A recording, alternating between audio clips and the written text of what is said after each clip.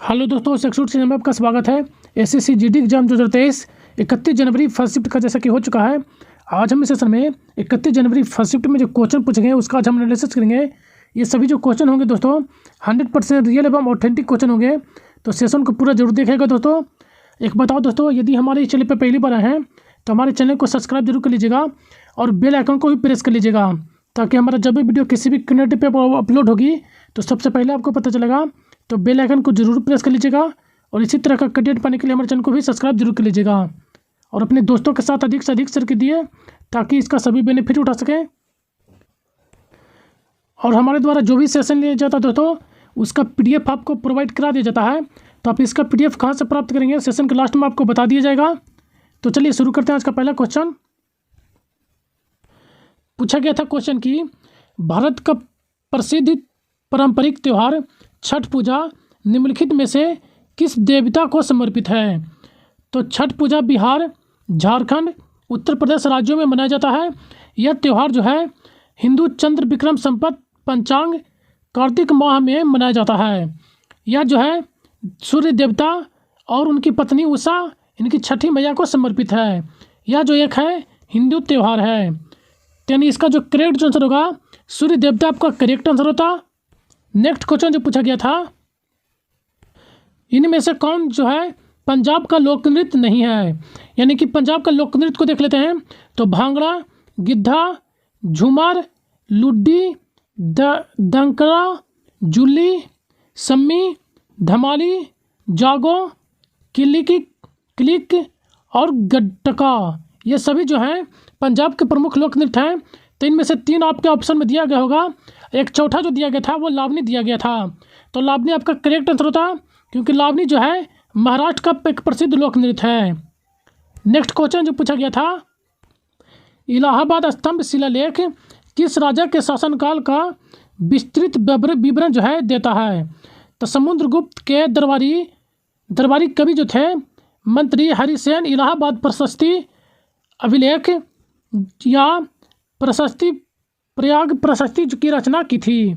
यानी कि समुद्रगुप्त के जो दरबारी कवि थे हरिसेन, इनके द्वारा जो है इलाहाबाद प्रशस्ति अभिलेख की रचना किया गया था। यह स्तंभ जो है अशोक के द्वारा 6 शताब्दी ईसा पूर्व निर्मित एक अशोक स्तंभ था। यह शिलालेख समुद्रगुप्त की प्रशस्ति और इनमें से समुद्रगुप्त के विजय और गुप्त साम्राज्य की सीमाओं का उल्लेख किया गया था। तो आपका जो करेक्ट आंसर होता समुद्रगुप्त आपका करेक्ट आंसर होता। इससे जो है समुद्रगुप्त के बारे में विस्तृत जानकारी मिलती है।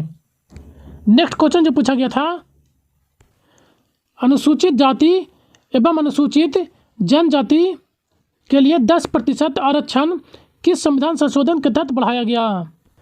104वें संविधान संशोधन के तहत भारतीय संविधान के अनुच्छेद 134 में संशोधित किया गया।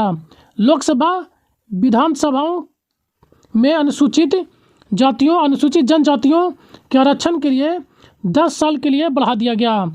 तो आपका जो करेक्ट आंसर होता संशोधन पूछा गया था, तो 104वें संविधान संशोधन आपका करेक्ट आंसर होता। नेक्स्ट क्वेश्चन जो पूछा गया था, जम्मू कश्मीर के दूसरे उपराज्यपाल कौन बने हैं। तो जम्मू कश्मीर के दूसरे उपराज्यपाल पूछे गए थे। तो पहले जो थे गिरीश चंद्र मुर्मू, जो कि 31 अक्टूबर 2019 से 6 अगस्त 2020 तक रहे थे। उनके बाद जो दूसरा कार्यकाल चला मनोज सिंह का, जो कि 7 अगस्त 2020 से अभी तक कार्यरत है इस पद पर। तो यानी आपका दूसरा राज्यपाल पूछा गया था, तो मनोज सिंह आपका करेक्ट आंसर होता। चलिए नेक्स्ट फैक्ट को देख लेते हैं। एंड सभी केंद्र शासित प्रदेशों के उपराज्यपाल, अंडमान निकोबार के जो हैं DK जोशी और चंडीगढ़ के बनवारी लाल पुरोहित, दादर नगर हवेली एवं दमन द्वीप के जो हैं प्रफुल्ल पटेल और राष्ट्रीय दिल्ली के जो हैं दिल्ली के विनय कुमार सक्सेना, जम्मू कश्मीर के मनोज सिंह जैसा कि बता दिया आपको, लक्षद्वीप के जो प्रफुल्ल पटेल, पांडुचेरी के जो गवर्नर हैं तमिली विजय सौंदराजन एवं लक्षद्वीप के जो हैं राधा कृष्ण माथुर। तो इन सभी को जरूर ध्यान में रखेगा जिनका भी नेक्स्ट डे में आने वाला एग्जाम है। नेक्स्ट क्वेश्चन जो पूछा गया था, हाल ही में नागालैंड की पहली महिला राज्यसभा सांसद कौन चुनी गई है? तो बीजेपी की एस फांगनोन कोनिया जो है चुनी गई हैं। तो ये एस फांगनोन आपका कोनिया जो है करेक्ट आंसर होता। नेक्स्ट क्वेश्चन जो पूछा गया था, दूध और फेस क्रीम किस प्रकार का उदाहरण है? तो यह जो है इमल्सन यानी कि पायस का उदाहरण, पायसन का उदाहरण है।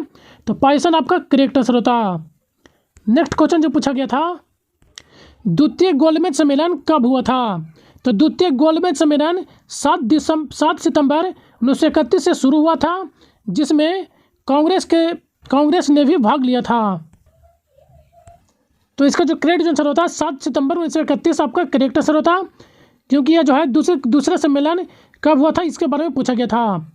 इसमें जो है सभी कांग्रेसियों ने भाग लिया था, जिसमें से कांग्रेस की ओर से नेतृत्व महात्मा गांधी ने की थी, और इस सम्मेलन में जो है सरोजनी नायडू एवं एनी बेसेंट ने भी भाग लिया था।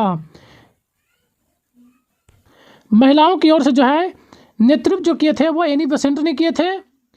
दिसंबर 1931 में यह समाप्त हो गया था। यह सम्मेलन सभी जो गोलमेज सम्मेलन जो हुए थे वो लंदन में ही आयोजित किए गए थे। चलिए इनसे जुड़े नेक्स्ट फैक्ट को देख लेते हैं। लंदन में 12 नवंबर 1930 से 19 जनवरी 1931 तक प्रथम गोलमेज सम्मेलन का आयोजन किया गया था, और तीसरा गोलमेज सम्मेलन जो हुआ था वो 17 नवंबर 1932 से 24 दिसंबर 1932 के बीच लंदन में आयोजित किया गया था। तो इन सभी एक्स्ट्रा फैक्ट को भी जरूर ध्यान में रखेगा। सभी गोलमेज सम्मेलन के बारे में आपको बता दिया गया है। नेक्स्ट क्वेश्चन जो पूछा गया था, पृथ्वी की सबसे ऊपरी परत को कौन सी है? तो सबसे ऊपरी परत को जो है क्रस्ट यानी कि ऊपरी भूपरिपट्टी कहते हैं। तो क्रस्ट आपका करेक्ट आंसर होता। नेक्स्ट क्वेश्चन जो पूछा गया था, हरित क्रांति की शुरुआत किस दशक में हुई थी? तो हरित क्रांति की पहली बार जो है 1960 के दशक में नॉर्मन बोरलांग के द्वारा शुरू की गई थी। तो 1960 के दशक आपका करेक्ट आंसर होता। इस क्रांति के लिए जो इनकी भूमिका के लिए जो है इनको हरित क्रांति के जनक के रूप में भी जाना जाता है, और इसीलिए इनको 1970 में नोबेल पुरस्कार से भी सम्मानित किया गया था। तो इन सभी एक्स्ट्रा फैक्ट को भी जरूर ध्यान में रखेगा। नेक्स्ट क्वेश्चन जो पूछा गया था, राज्यपाल की नियुक्ति के लिए योग्यता किस अनुच्छेद में वर्णित है? तो अनुच्छेद 157 में जो है राज्यपाल की नियुक्ति के अहिर्ताओं के बारे में वर्णन किया गया है। तो अनुच्छेद 157 आपका करेक्ट आंसर होता। राज्यपाल की जो कोई भी व्यक्ति राज्यपाल की तभी बन सकते हैं जब वह जो है भारत के नागरिक हों और 35 वर्ष की आयु पूरी कर चुकी हों, तभी वह भारत के किसी राज्य के राज्यपाल नियुक्त किए जा सकते हैं। नेक्स्ट क्वेश्चन जो पूछा गया था, भारतीय खेल प्राधिकरण की स्थापना कब हुई थी? तो भारतीय खेल प्राधिकरण की जो स्थापना 1984 ईस्वी में किया गया था। तो 1984 आपका करेक्ट आंसर होता। इसकी जो मुख्यालय है जवाहरलाल नेहरू स्टेडियम दिल्ली में स्थित है। तो इसका मुख्यालय भी जरूर ध्यान में रखेगा। नेक्स्ट क्वेश्चन जो पूछा गया था, मानव द्वारा उत्सर्जित कचरा किस प्रकार का होता है? तो मानव एवं पशु द्वारा उत्सर्जित जो होता है बायोडिग्रेडेबल अपशिष्ट होता है। तो बायोडिग्रेडेबल आपका करेक्ट आंसर होता।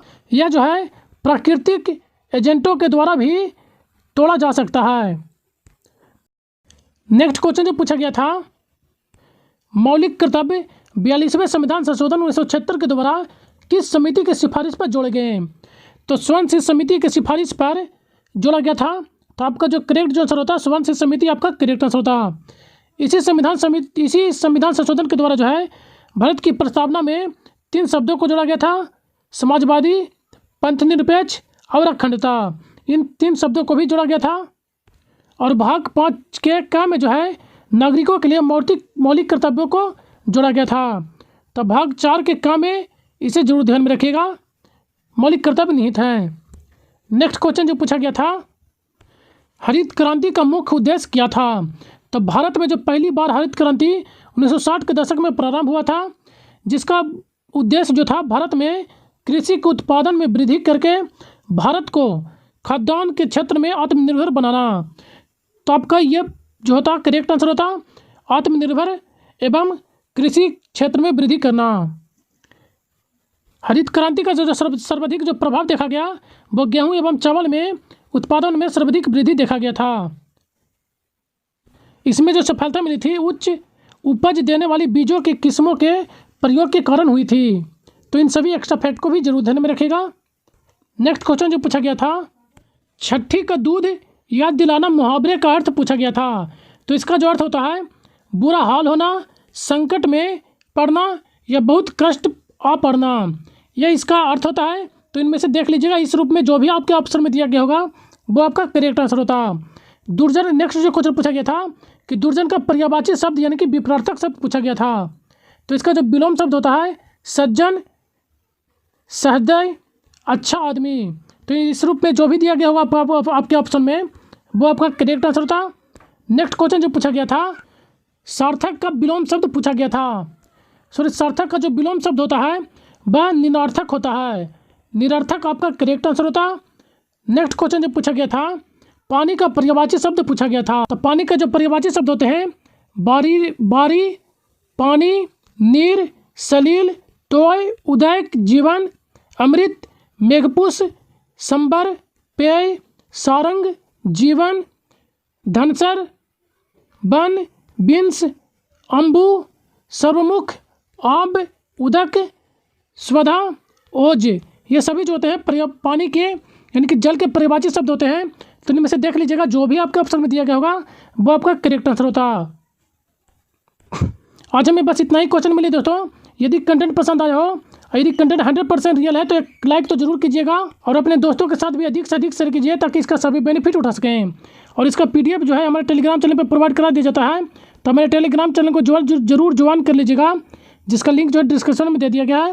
आप वहाँ से इसका PDF प्राप्त कर सकते हैं। कोई भी सुझाव यदि क्लियर हो तो हमें कमेंट बॉक्स में अपना सुझाव जरूर दीजिएगा। और यदि हमारे चैनल पर पहली बार आए हैं तो चैनल को सब्सक्राइब जरूर कर लीजिएगा इसी तरह का कंटेंट पाने के लिए। तो सत्संग में बने रहने के लिए धन्यवाद। Thank you.